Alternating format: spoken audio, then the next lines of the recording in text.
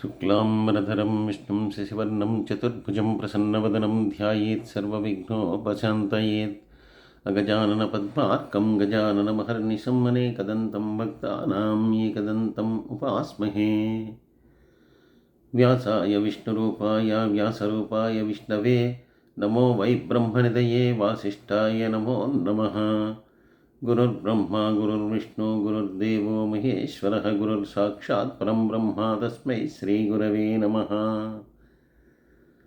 ఈ ప్రేరణకు కారణమైనటువంటి గురుదేవులు బ్రహ్మశ్రీ చాగంటి కోటేశ్వరరావు గారి పదపద్మాలకు సభక్తిపూర్వకంగా నమస్కరిస్తున్నాను. శ్రీ గురుభ్యో నమః.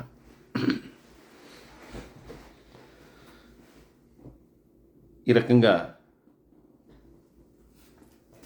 ఆ మృగశాపానికి గురైనటువంటి పాండురాజు మానవులు ఎంతటి ఉత్తమ వంశంలో పుట్టినా కూడా, మంచి చెడ్డల యొక్క పరిజ్ఞానం కలిగినా కూడా, పూర్వజన్మ కర్మఫలం ఏదైతే ఉందో దాన్ని అనుభవించక తప్పదు. నేను కూడా అటువంటి పూర్వజన్మ కర్మఫలం వల్లనే ఇటువంటి శాపానికి ఇప్పుడు నేను గురయ్యాను. నా తండ్రి కూడా కామపరవశుడై చిన్నతనంలోనే చనిపోతే, ధర్మస్వరూపుడైనటువంటి ఆ కృష్ణద్వైపాయని యొక్క అనుగ్రహంతో మేమందరం కూడా ఈ రకంగా జన్మించడం జరిగింది. కానీ ఏ పూర్వజన్మ కర్మ ఫలితం ఏదైతే ఉందో దానివలన నాకు ఇప్పుడు ఇటువంటి శాపం కలిగింది. ఇప్పుడు నాకు ఇంతగా నేను రాజ్యాన్ని విస్తరింపజేసిన, ఇంత ధన సంపత్తి ఐశ్వర్యం ఇవన్నీ కలిగినటువంటి వాడినైనా ఈ రకమైనటువంటి శాపాన్ని గురైనటువంటి నాకు ఇంకా మిగిలినటువంటిది వైరాగ్యమే.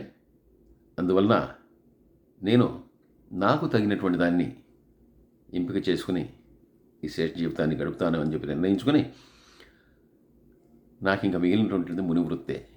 కాబట్టి ఆ మునివృత్తిని స్వీకరిస్తాను నేను అని చెప్పి నిర్ణయించుకొని, ఇప్పుడు ప్రాణుల యందు సమబుద్ధిని కలిగి హింస అనేటటువంటిది పూర్తిగా మానేసి, ఒక్కొక్క చెట్టు నుండి అంటే ఆ చెట్టుకి ఉన్నటువంటి ఫలాల్ని మాత్రమే భిక్షగా తాను స్వీకరిస్తూ, అలా దొరకనటువంటి రోజున ఉపవాసం చేస్తూ, ధర్మబద్ధంగా జీవిస్తూ, దుమ్ముతో ధూళితో కూడినటువంటి శరీరం కూడినటువంటి వాడై తన యొక్క జీవనాన్ని కొనసాగిస్తున్నాడంటే, పూర్తిగా క్షత్రియుడిగా తన యొక్క ధర్మాలని కానీ, క్షత్రియుడిగా చేసుకోవాల్సినటువంటి అలంకారాలని కానీ అన్నింటినీ కూడా వదిలేసి అటువంటి మునివృత్తిని అవలంబిస్తూ జీవన విధానాన్ని గడుపుతూ ఉన్నాడు. ఇలా చేస్తూ నేను గొప్ప తపస్సు చేస్తాను. తపస్సు చేసి ఈ వైరాగ్యంతో కూడినటువంటి నా హృదయాన్ని శుద్ధి చేసుకుని ఆ తపస్సు చేస్తూ ఇక నేను కూడా నా శేష జీవితాన్ని గడిపి నా ప్రాణాలను వదిలేస్తాను అని చెప్పి నిర్ణయించుకుని, తన యొక్క ధర్మపత్నులైనటువంటి కుంతి మాద్రి ఇద్దరిని కూడా చూసి, నేను ఇక ఈ రకమైనటువంటి జీవితాన్ని జీవిద్దామని చెప్పి నిశ్చయం చేసుకున్నాను. ఇంకా మీరు నాతో ఉండటం అనేటటువంటిది తగదు. మీ ఇద్దరు కూడా తిరిగి వెళ్ళిపోయి ధృతరాష్ట్రుడికి, అలాగే నా తల్లి సత్యదేవతీదేవికి, విదురుడికి, భీష్ముడికి, వీళ్ళందరికీ కూడా జరిగినటువంటివన్నీ కూడా తెలియజేసి, మీరు ఇంకా హస్తినాపురంలో ఉండి మీరు అక్కడ మీ జీవితాన్ని గడపండి, నేను మాత్రం ఇలాగే ఉండిపోతాను అని చెప్పి వాళ్ళిద్దరికీ తెలియజేశాడు. వాళ్ళన్నారు, మీకు తపస్సు చేసుకోవాలనే ఉద్దేశం ఉంటే మేము కూడా మీతోనే ఉంటాం. మీరు ఏ రకమైనటువంటి జీవితాన్ని గడుపుతున్నారో వాటినే మేము కూడా గడుపుతాం. అలాగే మీతో పాటే మేము నడుస్తాం. చివరికి మేము కూడా మా ప్రాణాలని త్యజిస్తాం. అంతేగాని ఈ పరిస్థితిలో మిమ్మల్ని వదిలేసి మేము కూడా వెళ్ళం. మీతో పాటే మేము. మీ ధర్మపత్నులం కాబట్టి మేము కూడా మిమ్మల్ని వదిలి ఉండము అని చెప్పి వాళ్ళిద్దరూ కూడా అన్నారు. ఇంకా భార్యలు కూడా ఆ రకంగా అనేసరికి అప్పటి వరకు తన దగ్గర ఉన్నటువంటి ధనరాశుల్ని, ఐశ్వర్యాన్ని మొత్తాటిని కూడా అనేక మంది బ్రాహ్మణులందరికీ కూడా పంచిపెట్టేశాడు. సమస్తాన్ని, గోవులని, ధనరాశుల్ని, తనకున్నటువంటి ఇతరమైనటువంటి హయములను, ఏనుగులను, వీటన్నిటిని కూడా అందరికీ కూడా పంచిపెట్టేశాడు. పంచిపెట్టేసి ధృతరాష్ట్రుడు కబురు చేశాడు, ఇంకా నాకు ఎటువంటి ఆడంబరాలు అక్కర్లేదు. అంతకుముందు ప్రతిరోజు కూడా ధృతరాష్ట్రుడు ఈయనకు విశేషమైనటువంటి ధనరాశులన్నింటినీ కూడా పంపిస్తూ ఉండేవాడు. కాబట్టి ఈ రోజు నుంచి నాకేమీ అక్కర్లేదు, నేను ముని ప్రవృత్తిలో మునిపోతాను, కాబట్టి నాకు అవేమీ కూడా ఇవ్వద్దు అని చెప్పి తన దగ్గర ఉన్నటువంటి అనేకమైనటువంటి అన్నీ కూడా బ్రాహ్మణులకు దానం చేసి మిగిలినటువంటి వాటన్నిటిని కూడా ధృతరాష్ట్రుడికి తిరిగి పంపించేసి, ఇంకా నాకు పంపించవద్దు అని చెప్పి అహంకారాన్ని, మమకారాన్ని, వీటన్నిటినీ కూడా వదిలిపెట్టేసి తన భార్యలు కూడా నారచీరలు ధరించగా ఆయన ఉత్తర దిశగా ప్రయాణం చేసి నాగశైలాన్ని, చైత్రధాన్ని, వీటన్నిటిని దాటి గంధమాదనం మీద కొంతకాలం ఉండి ఆ తర్వాత ఇంద్రద్యుమ్నము, హంసకోటము అనేటటువంటి ప్రదేశాలను కూడా దాటి వెళ్ళిపోయాడు. దాటి వెళ్ళిపోయి ఇప్పుడు శతశృంగము అనేటటువంటి పర్వతం మీద ఆయన తన యొక్క ఇద్దరు భార్యలతో కూడా ఒక ఆశ్రమాన్ని నిర్మించుకుని ముని వృత్తిని స్వీకరించి ఘోరమైనటువంటి తపస్సు చేస్తూ ఆ ప్రాంతంలో ఉండిపోయాడు. ఆ ప్రాంతం యక్ష, కిన్నెర, కింపురుషులందరూ కూడా ఆ శతశృంగము అనేటటువంటి పర్వతం మీద ఎప్పుడూ కూడా ఉండేటటువంటి పరమ పావనమైనటువంటి ప్రదేశం శతశృంగం. ఇలా శతశృంగం మీద ఆయన తపస్సు చేస్తున్నటువంటి సమయంలో ఒకరోజు అనేకమైనటువంటి దివ్య విమానాల్లో ఎక్కి దేవత సమూహాలతో కూడి వెళ్ళిపోతున్నటువంటి 1000 మంది మునులని ఆయన చూశాడు. అదంతా కూడా ఇప్పుడు కూడా దేవతల సమూహం అంతా కూడా, అంటే యక్షలు, కిన్నెరలు, కింపురుషులు వాళ్ళందరూ కూడా సంచరించేటటువంటి ప్రదేశం, దివ్యమైనటువంటి ప్రదేశం. ఆ ప్రదేశంలో 1000 మంది మునులు దివ్యమైనటువంటి విమానాల్లో ఎక్కి వాళ్ళందరూ కూడా వెళ్ళిపోవటాన్ని చూశాడు.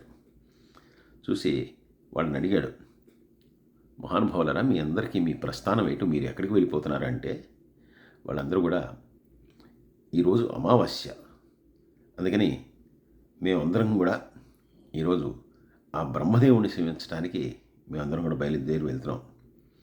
ఎందుకంటే మహర్షుల సమూహాలు, పితృదేవతల సమూహాలు ఇవన్నీ కూడా ఈరోజు బ్రహ్మలోకంలో ఉంటాయి.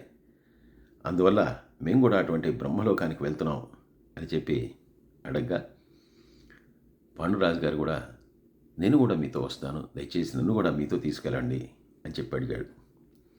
వాళ్ళన్నారు, ఇప్పుడు మేము వెళ్ళేటటువంటి మార్గం అంతా కూడా చాలా కష్టంగా ఉండేటటువంటి మార్గం. ఈ విమానాలు ఇవన్నీ కూడా కొంతవరకే, ఆ తర్వాత మేము పాదాచారంలో వెళ్ళవలసి వస్తుంది. ఆ దారంతా కూడా మిట్టపిల్లలతో కూడి ఉంటుంది. నీ భార్యలిద్దరూ చాలా సుకుమారుల్లాగా ఉన్నారు, అందువల్ల అటువంటి ప్రదేశానికి మీరు రాలేరు. అంతేకాదు, విశేషించి ఇది కేవలం ఐహిక బంధాలన్నింటినీ కూడా వదిలేసినటువంటి వాళ్ళు ప్రయాణం చేసేటటువంటి మార్గం. అందువల్ల మీరు ఈ మార్గంలో రాలేరు, రాకూడదు, మీకు అర్హత కూడా లేదు అని చెప్పి వాళ్ళు చెప్పారు. ఇప్పుడు వాళ్ళు చెప్పినటువంటి విషయాన్ని అర్థం చేసుకున్నటువంటి వాడు, మహానుభావులారా, మీ అందరూ పుణ్యాత్ములు కాబట్టి మీరు ఇలా వెళ్తూ ఉన్నారు. నేను వివాహమైనా కూడా పుత్ర సంతానం లేనటువంటి వాడిని. సంతానం లేనటువంటి వాళ్ళు ఎప్పటికీ కూడా స్వర్గలోకాన్ని చేరలేరు అనేటటువంటిది నేను తెలుసుకున్నటువంటి విషయం. కాబట్టి నేను పొందలేనటువంటి లోకం ఏదైతే ఉందో ఆ లోకానికి వెళ్ళటానికి నేను కూడా ప్రయత్నం చేశాను. అపుత్రస్య గతం నాస్తి అనే నానుడి నేను ఎరిగింది ఇప్పుడు నాకు గుర్తొచ్చింది. అందువల్ల ఏమి చేస్తాను, ఇదంతా కూడా నా కర్మఫలం. అందువల్ల ఆ పుత్ర సంతానం లేకపోయినా కూడా నన్ను అనుగ్రహించండి అయ్యా. అనుగ్రహించి మీరు కనుక అనుగ్రహిస్తే కనుక తప్పకుండా నాకు ఆ లోకాలను చేరేటటువంటి భాగ్యం కలుగుతుంది అని చెప్పి అడగ్గా వాళ్ళందరూ కూడా యోగ దృష్టితో ఒక్క నిమిషం ఆలోచించారు. ఆలోచించి, నువ్వు సంతానం లేనటువంటి వాడివి కావు, నువ్వు దేవతల అంశాలతోటి సంతానాన్ని పొందుతావు. అలా సంతానాన్ని పొందటం ద్వారా నువ్వు కూడా పుణ్యలోకాల్ని పొందుతావు. కాబట్టి నువ్వు సంతానం కోసం ప్రయత్నించు. నీకు సంతానం అనేటటువంటిది, సంతాన భాగ్యం అనేటటువంటిది ఉంది. కాబట్టి ఆ సంతానం కోసం ప్రయత్నించు. అదంతా పూర్తయిన తర్వాత నువ్వు ఆ లోకాలకు వద్దువు, కానీ ప్రస్తుతం సంతానాన్ని పొందేటటువంటి మార్గాన్ని చూడు అని చెప్పి వాళ్ళందరూ కూడా వెళ్ళిపోయారు. ఇప్పుడు వాళ్ళు చెప్పినటువంటి మాటలు విన్నటువంటి పాండురాజు గారు ఆలోచనలో పడ్డాడు. ఎవరైనా సరే, అంటే భూమి మీద అవతరించినటువంటి వాడు కొన్ని రుణాలు తీర్చుకోవాల్సి ఉంటుంది. అదేంటంటే దేవరుణము, ఋషి రుణము, పితృరుణము, మనుష్యుడిగా పుట్టిన తర్వాత ఆ మానవ రుణం. ఈ రెండు ఎలా తీర్చుకోవాలి అంటే తాను చేసేటటువంటి కర్మల చేత ఆ రుణాల్ని తీర్చుకోవాలి. అలా చేస్తే కానీ వారికి పరలోకం అనేటటువంటిది ప్రాప్తించదు. యజ్ఞాలు చేసి దేవతల యొక్క రుణాన్ని తీర్చుకోవచ్చు. తపస్సు, వేదాధ్యయనము, అలాగే బ్రహ్మచర్య వ్రతం చేత ఋషుల యొక్క రుణాన్ని తీర్చుకోవచ్చు. అలాగే పితృదేవతలకు చేయవలసినటువంటి పితృకార్యాలని చేసి సంతానాన్ని పొంది పితృదేవతల రుణాన్ని తీర్చుకోవచ్చు. దయార్ద్ర హృదయుడై దానాలు విరివిగా చేస్తూ మానవ రుణాన్ని తీర్చుకోవచ్చు. ఇందులో 3 రుణాలను నేను తీర్చుకున్నాను. యజ్ఞయాగాది క్రతువులు చేశాను, అలాగే వేదాధ్యయనం చేశాను. ప్రస్తుతం బ్రహ్మచర్య వ్రతాన్ని కూడా కొన్ని సంవత్సరాలుగా అవలంబిస్తున్నాను. అయితే సంతానం పొందలేదు. అందువలన ఆ పితృదేవతల రుణాన్ని నేను తీర్చుకోలేదు. కాబట్టి నాకు అలా వెళ్ళేటటువంటి అవకాశం లేదు అని తెలుసుకునేటువంటి వాడే ఈ శరీరం అనేటటువంటిది ఎప్పుడైతే నశించిపోతుందో కర్మల ద్వారా రుణముక్తుడయ్యేటటువంటి అవకాశం నాకు కలగదు. అందువలన శరీరము నశించకముందే పితృరుణం అనేటటువంటిది కూడా నేను తీర్చుకోవాలి. అంటే సంతానాన్ని నేను పొందాలి. ఇప్పుడు ఆ మునులు నాకు ఉపదేశించింది కూడా అదే. అందువలన ఇప్పుడు నేను ఆ సంతానాన్ని పొందేటటువంటి మార్గాన్ని నేను యోచించాలి అని చెప్పి చాలా విచారగ్రస్తుడై విషణ్ణ వదనంతో తన భార్య అయినటువంటి ఆ కుంతీదేవిని చేరి, మృగశాపం వల్ల సంతానాన్ని పొందలేను, కానీ నేను సంతానాన్ని పొందగలుగుతాను, అలాగా లిఖింపబడి ఉంది అని చెప్పి మునులందరూ కూడా చెప్పారు. అలాగే ఆ సంతానం లేకపోతే పుణ్యలోకాలకి చేరలేను అనేటటువంటి విషయం కూడా నాకు తెలిసిందే. అందువల్ల ధర్మ మార్గంలో నాకు సంతానం కలిగేట్లాగా చేయవలసింది నువ్వే. ఎందుకంటే పిల్లలు లేనటువంటి వాడు జీవించినా మరణించినా ఒకటే. అంటే వాడు జీవించినా ఆనందాన్ని పొందలేడు, మరణించినా కూడా పితృదేవతల యొక్క రుణాన్ని తీర్చుకోడు. కాబట్టి వాడు పరలోకాన్ని ప్రాప్తింపజేసుకోలేడు. అందుకని వాడు జీవించినా మరణించినా కూడా రెండు కూడా ఫలరహితమే, దానివల్ల ఉపయోగం ఏమీ లేదు. అందువల్ల ధర్మ పద్ధతిలో సంతానాన్ని పొందు. పుత్రులు అనేటటువంటి వాళ్ళు 6 రకాలుగా ఉంటారు. ఔరసుడు, క్షేత్రజ్ఞుడు, దత్తకుడు, కృతిముడు, గుడోత్పన్నుడు, అలాగే అపవిద్ధుడు అని. అందువల్ల నాకు ఔరసపుత్రుణ్ణి నీ ద్వారా పొందాలని ఉంది. ఇంతకుముందు ధర్మ మార్గం చేత అనేక మంది ఇలా సంతానాన్ని పొందారు అనేటటువంటిది మన శాస్త్రం చెప్తోంది. అది ధర్మబద్ధమే అని కూడా చెప్తోంది. అందువల్ల నువ్వు నాకు ధర్మబద్ధంగా అటువంటి సంతానాన్ని అనుగ్రహించు అని చెప్పి ఈయన అడిగాడు. అడిగితే కుంతీదేవి అంది, నువ్వు భరతవంశంలో ఎంతో శ్రేష్ఠుడివి. నీ ధర్మపత్నులుగా ఉన్నటువంటి మేము నువ్వు ఉండగా పరపురుషుల్ని మా మనసులో ఊహించుకోవటం కానీ, వారి గురించి ఆలోచించటం కానీ, వారి ద్వారా సంతానాన్ని పొందటం అనేటటువంటిది కానీ మేము చేయలేము. నీ తండ్రి మరణించడం వలన వ్యాసభగవానుడి అనుగ్రహంతో నీ తల్లికి నువ్వు జన్మించావు. కానీ నువ్వు ఉండగానే మేము అలా సంతానాన్ని పొందడం అనేటటువంటిది నువ్వు మాకు దయచేసి అది నువ్వు చెప్పొద్దు. అలా మేము ఊహించుకున్నా కూడా ఊహించుకోలేము. అందువలన నువ్వు దయచేసి నన్ను అలా ఆజ్ఞాపించవద్దు అని చెప్పి ఆ కుంతీదేవి అంది. అన్న తర్వాత ఆవిడ, నువ్వు సంతానాన్ని పొందమని చెప్పడం ధర్మబద్ధమే, కానీ ఈ రకంగా వేరే వారి వల్ల సంతానాన్ని పొందమని చెప్పి మమ్మల్ని చెప్పొద్దు.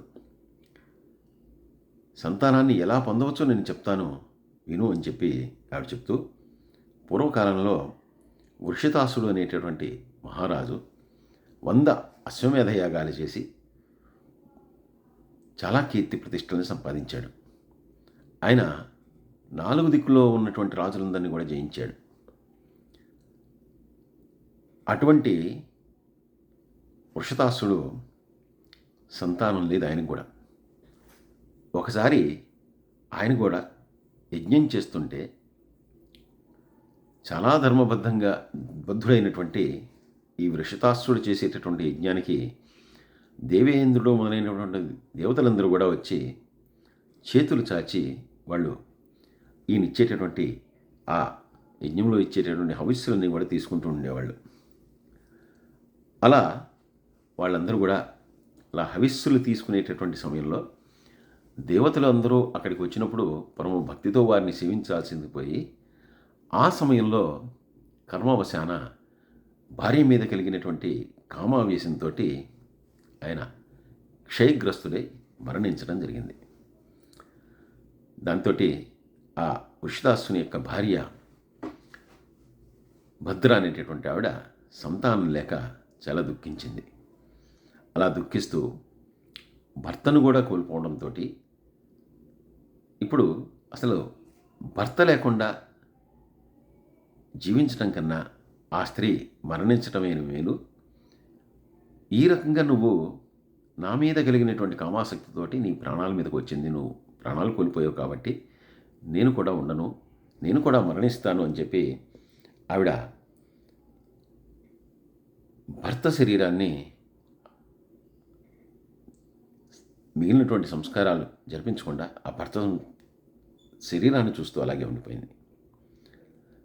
మిగిలిన వాళ్ళందరూ వచ్చి కూడా చెప్పారు, తప్పమ్మా, అలాగా ఆయనకి సమయం అయిపోయింది, ఆయన వెళ్ళిపోయాడు, కానీ ఆయనతో పాటు నువ్వు ఈ రకంగా బలవన్మరణానికి పాల్పడటం అనేటటువంటిది మంచిది కాదు అని చెప్పి చాలామంది పెద్దలందరూ నచ్చజెప్పారు.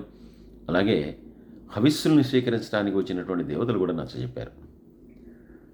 అప్పుడు ఆవిడంది, సరే, భర్త లేకుండా జీవించేటటువంటి స్త్రీ కనీసం సంతానాన్ని కలిగి ఉండాలి, కాబట్టి అటువంటి సంతానాన్ని నాకు కలిగించండి అని చెప్పి భర్త యొక్క శరీరాన్ని ఆవిడ ఆలింగనం చేసుకుని ఏడుస్తూ ఉంది. అప్పుడు తప్పకుండా నీకు అటువంటి వరాన్ని మేము కలిగిస్తాము, నీకు సంతానం కలుగుతుంది, బాధపడకు అని చెప్పి వాళ్ళందరూ కూడా బాధపరిచి ఆవిడ పాల్పడేటటువంటి బలవన్మరణం నుంచి ఆవిడని విముఖరాల్ని చేసి మళ్ళీ జీవించేట్లా చేశారు. ఇలా జీవించినటువంటి ఆమె తర్వాత 3 సాల్వులని 4 మద్రలను మొత్తం 7 కుమారులను కన్నది. ఈ రకంగా ఆవిడికి సంతానం కలిగింది, ఆ వంశం ధరించింది. కాబట్టి ఈ రకంగా సంతానాన్ని పొందేటటువంటి అర్హత స్త్రీకి ఉంటుంది. కాబట్టి నువ్వు కూడా ఏదైనా ఒక యజ్ఞాన్ని చెయ్యి. ఆ యజ్ఞం ద్వారా దేవతల్ని సంతృప్తిపరుద్దాం. దేవతల్ని సంతృప్తిపరిచి అప్పుడు మనం కూడా పిల్లల్ని కందాం అని చెప్పి కుంతీదేవి భర్తకి చెప్పింది. ఆయన అన్నాడు, ఇప్పుడు మళ్ళీ నేను యాగాన్ని చేసి యజ్ఞాన్ని చేసి దేవతలందరినీ సంతృప్తిపరిచి సంతానాన్ని పొందుతాం, కానీ దానికి చాలా సమయం పడుతుంది. అలాగే మరొక మాట విను, భర్త చెప్పకుండా భార్య ఏమీ చేయకూడదు. అలాగే భర్త ఏమి చెప్పినా కూడా భార్య చేయను అని చెప్పి అనకూడదు. నేను ఇప్పుడు ధర్మబద్ధంగా సంతానాన్ని పొందమని నీకు చెప్తున్నాను, కానీ నువ్వు మళ్ళీ యజ్ఞ యాగాదుల ద్వారా దేవతలను సంతృప్తులను చేసి సంతానాన్ని పొందుదామని చెప్తున్నావు. కానీ నేను చెప్పేటటువంటి విషయం ఏదైతే ఉందో అది సులభతరమైంది. మేము కూడా అలాగే కృష్ణద్వైపాయనుడి వలన మేమందరం కూడా జన్మించడం జరిగింది. అందువలన నువ్వు మరొక ఆలోచన లేకుండా నా ఆజ్ఞను శిరసావహించు అని చెప్పి కుంతీదేవిని మళ్ళీ ఈయన అడిగాడు పాండురాజు గారు. అప్పుడు కుంతీదేవికి గతంలో దుర్వాసుడు బోధించినటువంటి దివ్యమైనటువంటి మంత్రము, దానివల్ల సంతానాన్ని కలిగేటటువంటి యోగ్యత, ఇవన్నీ కూడా వెంటనే గుర్తొచ్చి ఆవిడంది, సరే ఇటువంటి ఒక వరాన్ని నాకు దుర్వాస మహర్షి ప్రసాదించాడు. భర్తగా నువ్వు ఆజ్ఞాపించు, ఏ దేవుణ్ణి సేవించాలో ఆజ్ఞాపిస్తే గనక ఆ దేవుణ్ణి నేను సేవిస్తాను, ఆ రకంగా నేను సంతానాన్ని పొందుతాను అని చెప్పి ఈవిడ చెప్పింది. అప్పుడు పాండురాజు గారు కూడా కుంతీదేవి యొక్క మాటలు విన్నటువంటి వాడే, సరే ఆ రకంగానే మనం సంతానాన్ని పొందుదాం, నేను కూడా దానివల్ల తరిస్తాను. ముందుగా నువ్వు మనకి కావాల్సినటువంటిది ధర్మబద్ధంగా ఉండేటటువంటి ఒక కుమారుడు కావాలి. ఈ లోకంలో ధర్మానికి ప్రతిరూపం అధర్ముడే, అంటే యమధర్మరాజు గారే. కాబట్టి నువ్వు ఆయన్ని ప్రార్థించు, ఆయన అనుగ్రహంతో సంతానాన్ని పొందుదామని చెప్పాడు. ఎప్పుడైతే పాండురాజు గారు ఈ రకంగా ఆజ్ఞాపించాడో వెంటనే ఆవిడ స్నానం చేసి భర్తకు ప్రదక్షిణం చేసింది. వెంటనే నిశ్చలంగా ఒక ప్రదేశంలో కూర్చుని ఆ దూర్వాస మహర్షి ఇచ్చినటువంటి మంత్రాన్ని యథావిధిగా జపిస్తూ ఆ ధర్మదేవత అయినటువంటి ధర్ముణ్ణి ప్రార్థించింది. ఇప్పుడు ధర్ముని యొక్క అనుగ్రహంతో ఆవిడ గర్భాన్ని దాల్చింది. సంవత్సర కాలం పూర్తి అయిన తర్వాత ఆవిడ ఒక కుమారుణ్ణి కన్నది. ఎప్పుడైతే ఈవిడ కుమారుణ్ణి కందో వెంటనే దిక్కులన్నీ కూడా తేజోమయంగా ప్రకాశించాయి. చంద్రుడు జ్యేష్ఠా నక్షత్రంతో ఉచ్చమైనటువంటి స్థితిలో ఉన్నాడు. అలాగే ఆదిత్యాది నవగ్రహాలన్నీ కూడా శుభస్థానాల్లో ఉన్నాయి. ఇలా ధర్మదేవత అంశచేత శత్రువుని అందరినీ కూడా జయించేటటువంటి పరాక్రమంతో వీళ్ళకి ఒక కుమారుడు జన్మించాడు. ఇలా ఈ పిల్లవాడు జన్మించినప్పుడు భూమి మీద ఉన్నటువంటి ప్రాణులన్నీ కూడా ఎంతో ఆనందపడ్డాయి. ప్రకృతి పులకించిపోయింది. అన్ని దిక్కులు కూడా ప్రకాశవంతంగా తేజోవంతంగా ఉన్నాయి. అటువంటి ఒక శుభ సమయంలో ఈ కుంతీదేవి యొక్క గర్భాన పాండురాజుకి కుంతీదేవికి ప్రథమ సంతానంగా పిల్లవాడు పుట్టాడు. ఇలా కుంతీదేవి పిల్లవాడిని ప్రసవించింది అని చెప్పి తెలుసుకున్నటువంటి వెంటనే ఆ శతశృంగ పర్వతం మీద ఉన్నటువంటి బ్రాహ్మణులందరూ కూడా వచ్చి జాతకర్మను చేశారు. అలాగే ఆకాశవాణి పలికింది, ఈ పిల్లవాడు కురువంశానికి రాజు అవుతాడు, ధర్మంలో స్థిరమైనటువంటి బుద్ధి గలవాడవుతాడు, తన యొక్క ధైర్యం చేత యుధిష్ఠరుడు అని చెప్పి పిలువబడతాడు అని చెప్పి. అందువల్ల అశరీరవాణి పలికినటువంటి విధంగా ఈ పిల్లవాడికి యుధిష్ఠరుడు అనేటటువంటి నామకరణం చేశారు. నామకరణం చేసి చేయాల్సినటువంటి జాతకర్మాది శుభకార్యాలన్నింటినీ కూడా ఆ మునులందరూ అక్కడ ఆ పర్వతం మీద తపస్సు చేసుకునేటటువంటి మునులందరూ కూడా చేశారు.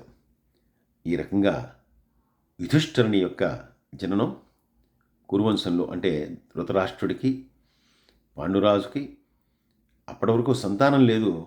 ప్రథమ సంతానంగా, అంటే ఈ కురువంశంలో ఈ తరంలో ప్రథముడిగా జన్మించినటువంటి వాడు యుధిష్ఠరుడు.